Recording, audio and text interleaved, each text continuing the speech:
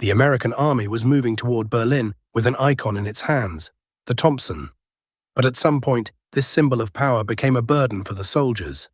Polished wood and precision steel were replaced by something resembling a plumbing pipe with a wire stock.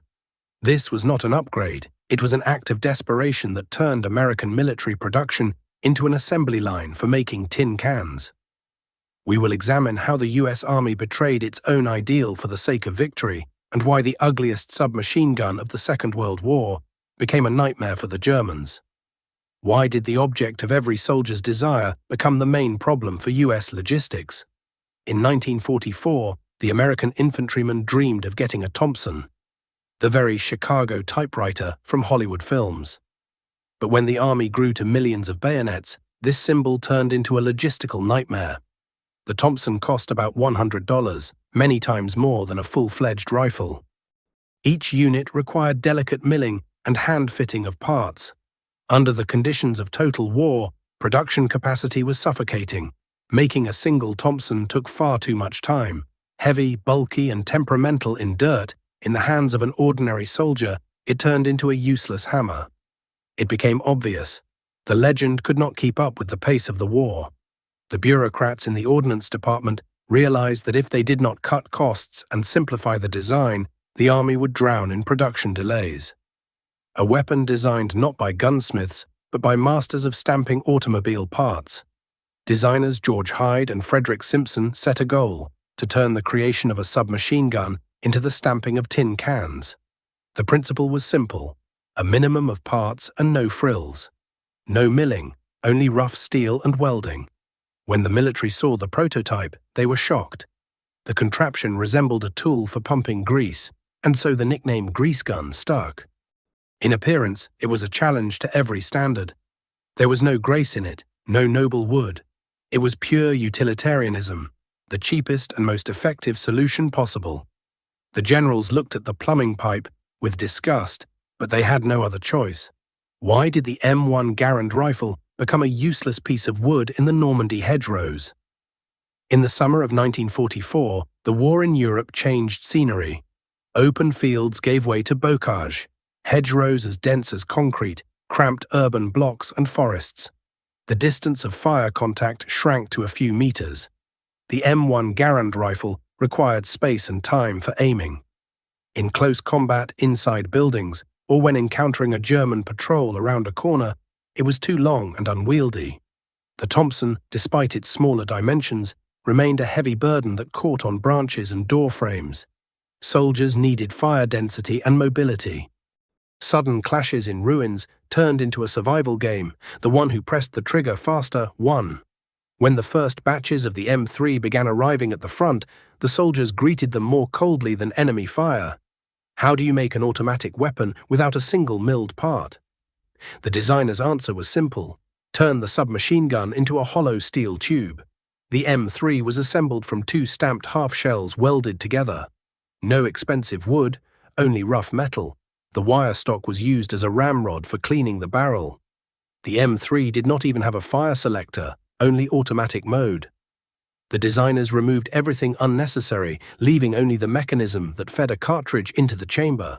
Where the Thompson's complex mechanisms filled with dust and jammed, the grease gun kept firing. The design was so primitive that there was almost nothing in it to break. However, even with such reliability, the M3 had one feature that made shooters' eyes twitch. Why did veterans cling to the Thompson until the very end, despising the newcomer? When the M3 ended up in the hands of infantrymen, they were furious. After the elegant look of the Thompson, the new grease gun looked like a mockery. Soldiers saw it as a cheap piece of junk, not a full-fledged weapon. The ergonomics of the M3 raised questions. It lacked the familiar pistol grip, and the sights resembled pieces of iron welded on in a hurry. Paratroopers, who considered themselves elite, were especially sensitive to the lack of swagger in their equipment. But the battlefield left no room for snobbery. As soon as real clearing operations began, the functionality of the grease gun outweighed the aesthetic disappointment. What was first called trash began saving lives in situations where the Thompson failed. The front put everything in its place, the weapon that saved hundreds of lives inside burning Shermans. There was no extra space inside the vehicle. Steel walls, scorching armor, ammunition, observation devices, a radio station, turret rotation mechanisms, toolboxes, and the crew's personal belongings surrounded him. In such conditions, a weapon had to stay out of the way. The Thompson, with its dimensions, was a nuisance. It caught on instruments, levers, and armor protrusions inside the cramped compartment. Then every second became a chance not to burn alive. During evacuation from a knocked-out vehicle, a heavy submachine gun became a burden. Its long body, protruding parts, and massive magazine could hold a man up in the hatch precisely when flames were already reaching the fighting compartment. Inside a Sherman, the tanker was already constrained by armor, a tank helmet, straps, smoke, and panic. Dragging a bulky weapon meant losing time to his own tank, which was turning from protection into a trap. The M3 solved this problem. It could be kept nearby, secured inside the vehicle, or grabbed with one hand, without trying to swing a long barrel around in a cramped space. The wire stock folded, the silhouette became minimal, and the grease gun itself looked more like an emergency tool than a parade weapon. When clearing the approaches to armored vehicles in German cities, tankers received a reliable means of protection. In urban combat, armor did not provide complete peace of mind. The enemy could appear from a basement, an attic, a breach in a wall, or around a street corner where the tank turret could not turn in time. A tanker who climbed out suddenly became an ordinary infantryman, only worse prepared for a street fight. At short range, the .45 caliber gave what people who had no right to a second chance valued: sharp stopping power and a dense stream of fire. The grease gun did not require a beautiful stance, a perfect grip, or calm breathing. It forgave dirty hands, smoke in the eyes, and firing from an awkward position. For crews, the M3 was not a symbol, but insurance. It did not make the tank invulnerable, did not save it from a shell, and did not extinguish gasoline, but it gave a man who had escaped from a burning vehicle a few seconds of initiative. Sometimes those seconds separated a survivor from a name in a casualty report. But tankers were not the only ones forced to fall in love with this piece of iron. When breaking into a house in a German village, you are not looking for beauty. You are looking for rate of fire. In narrow corridors and cramped rooms, where the enemy waited behind every door, the compactness of the M3 became its main advantage. The weapon did not catch on door frames and did not interfere with sharp turns, allowing fire to be shifted instantly. Where a rifle required space, the grease gun worked almost like an extension of the hand. A soldier with a grenade could be sitting behind a wall, a submachine gun team behind a wardrobe, a group in the basement waiting for the Americans to come down the steps.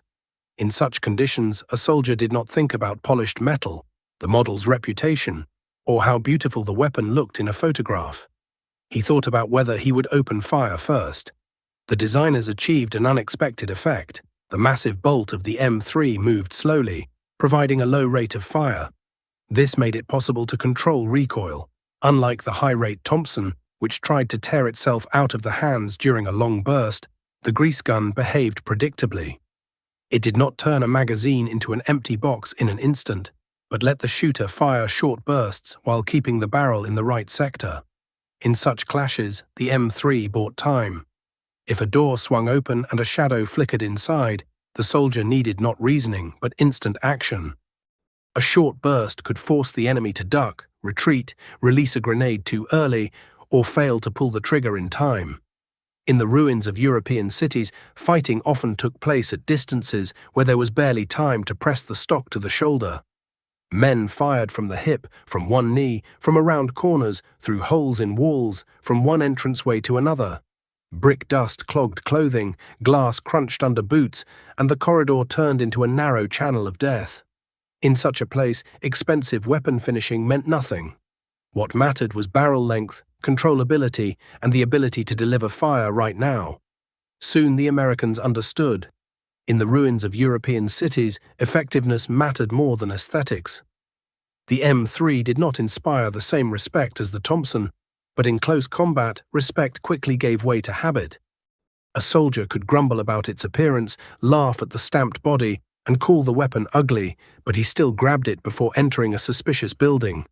The Germans who captured these trophies looked at them with far greater interest than the Americans had at the start. For them, the M3 was not a ridiculous pipe, but a practical weapon for urban defense, trenches, checkpoints, or sudden raids. War quickly cleansed the eye of prejudice. If an object fired, did not break for no reason, and fit where another weapon got in the way, it became valuable. That is how the grease gun gained recognition, not through advertising, but through mud, fear, and tight spaces. It was not loved immediately. Men grew used to it under fire, and then, when they had to enter a dark house again, many already chose it. Could the M3 compete with the legendary MP40? The German submachine gun was considered the standard, milled parts, a folding stock, refined ergonomics. It was the product of a weapons school where every screw had its place. In appearance, the MP40 looked convincing. A slender silhouette, neat layout, recognizable metal stock, and the feeling of a well-thought-out military machine. Against this background, the American grease gun was the opposite. It seemed rough, almost primitive. Its body resembled not a gunsmith's product, but a part from a factory workshop that had been painted and sent to the front. If the MP40 looked like the result of tradition, then the M3 looked like the result of an urgent order. Make it fast, cheap, and make it fire. If the MP40 required skilled labor and precision machine tools, the M3 was assembled practically on an assembly line. Germany preserved respect for weapons culture, but paid with time, metal, labor hours, and repair complexity. The United States looked at the problem differently. A weapon should not be an object of a craftsman's pride, but a mass-consumable tool of the army. If the MP40 broke down, repairs required spare parts and a workshop. The M3 was so simple that any soldier could replace a part. Its structure did not hide complexity inside an elegant body. On the contrary, its entire logic was almost crudely exposed. Minimum parts, simple automatic action, understandable maintenance, easy disassembly. In addition, the 45 ACP cartridge gave the Americans an advantage in stopping power over the Germans' 9mm cartridge. This did not turn the M3 into a wonder weapon and did not cancel out the importance of training, but at short range the heavy bullet gave confidence. In a doorway, trench, or basement, a soldier wanted to know that a hit would make the enemy stop moving quickly. The MP40 was comfortable, recognizable, and magnificent in its own way, but it reflected an army increasingly short of resources. The M3 reflected a country where factories could produce weapons as ruthlessly as cars, trucks, and radio stations. One submachine gun was an extension of the European school.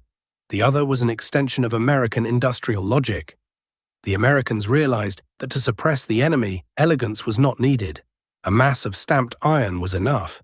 In reality, quality had to be multiplied by quantity, maintainability, and speed of delivery to the front.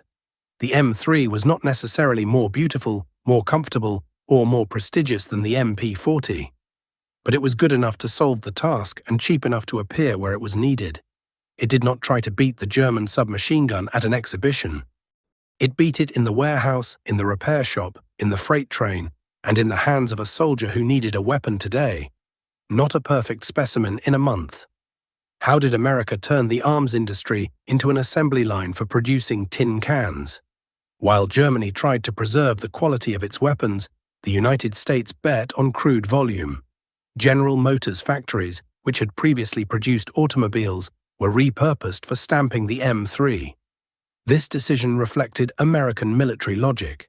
Create a system where thousands of identical parts came from sheet metal almost without pause.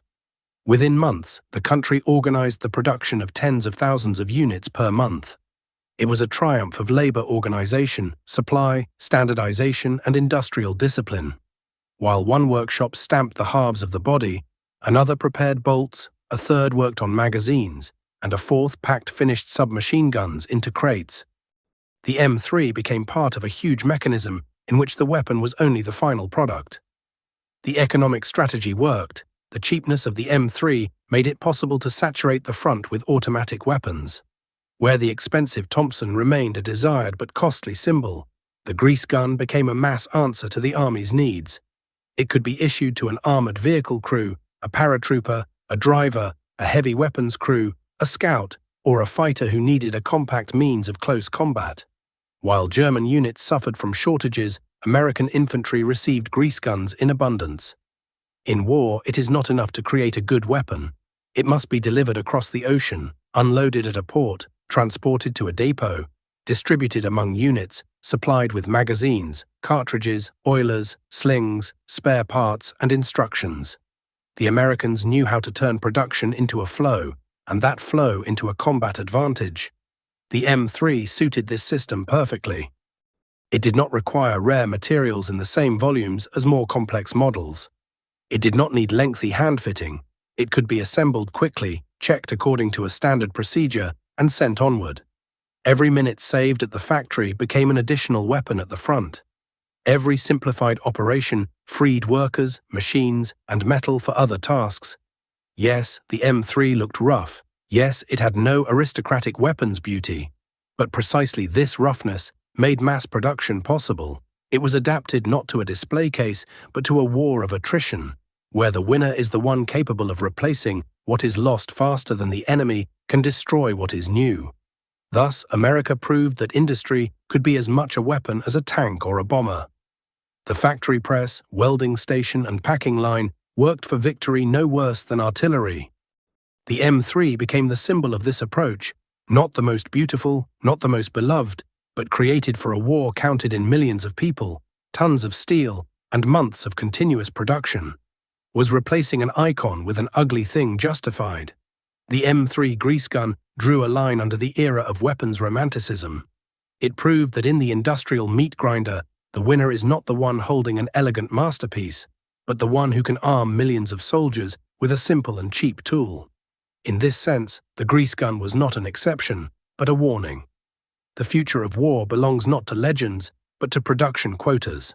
The Thompson remained in memory as the weapon of gangsters, paratroopers, Marines, and movie heroes. It was charismatic, heavy, expensive, and recognizable at first glance. The M3 had no such aura. No one wanted to hold it on a poster. It was hard to romanticize, and no beautiful myth formed around it. But precisely because of that, it spoke more honestly about the Second World War. This war was not a duel of masters, but a collision of factories, warehouses, and transport routes. The entire experience of the M3 is a lesson in how industrial power grinds down any tradition. Victory in war was not a question of aesthetics, but of the ability to outproduce the enemy. If one unit was lost, burned in a vehicle, or left in the mud after battle, the factory had to quickly issue the next one. An ideal weapon that could not be replaced en masse became a dangerous luxury. Soldiers did not always receive what they loved. They received what fit better into the army's calculations. The system chose for them, cheaper, faster, simpler, more reliable in supply. And if that weapon made it possible to meet the front's demand, personal sympathies moved into the background. The American army won the war not with the weapon its soldiers dreamed of, but with the weapon the system needed. There is no beautiful legend in this, but there is the cold logic of victory. A fighter could miss the Thompson, respect its power and appearance, but the M3 ended up in his hands, because the factory, the depot, and the command decided that this was how the army would shoot more often, longer, and cheaper. The M3 grease gun remained in history not as an elegant masterpiece, but as a cold, soulless witness to how industrial power grinds down any tradition. It was almost the anti-hero of the weapons world, ugly, harsh, stripped of nobility, yet useful to the point of brutality. Its form said that war no longer had to look heroic. It could look like a stamped pipe, a welded seam, and a magazine filled with heavy cartridges. Looking at this grease gun, you understand. Legends are created by film studios, but history is written by those who hold a simple stamped pipe capable of firing without stopping. It did not ask for admiration. It did not promise glory. It simply did the job for which it had been created, gave the soldier fire at short range, and gave the army the ability to arm people faster than the war could grind them down. And in this realization lies the main paradox. We still admire old legends, but at the decisive hour, history always chooses the one that is cheaper, simpler, and more effective. Romance lives in memories, museums, and on the screen. Reality lives on the factory line, in the delivery invoice, in the crate with serial weapons, and in the hands of a soldier who did not choose the symbol of an era, but simply wanted to survive. The M3 did not destroy the myth of beautiful weapons, but it showed its limit. When the front demands not an image, but a flow, the winner is not the most elegant mechanism, but the one most suitable for mass war. And that is why the grease gun remains a frightening symbol of its time. It reminds us that in a great industrial slaughter, value is measured not by how a thing looks, but by how quickly it can be manufactured, issued, and replaced again. Its lesson was simple. In a mass war, a weapon did not need to inspire love. It needed to exist in numbers, work in mud, and reach the soldier before the next battle began anew.